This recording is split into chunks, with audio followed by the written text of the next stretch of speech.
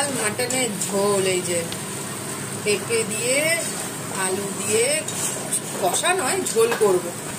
এই যে আজ হচ্ছে সানডে।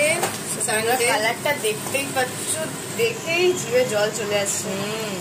এই যে খুব কষাও নয়, খুব ঝোলও নয়, মিডিয়াম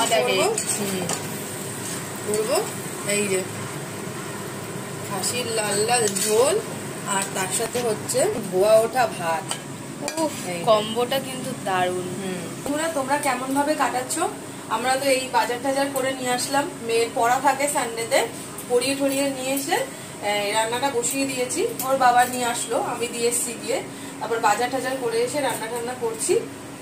খাবার সময় তোমাদের অবশ্যই দেখাবো।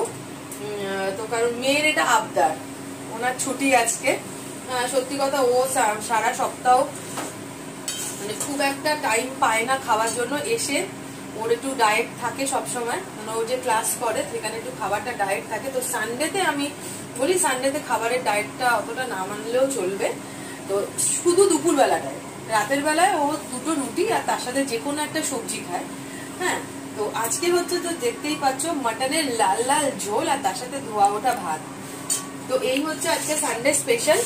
আর তোমরা কারা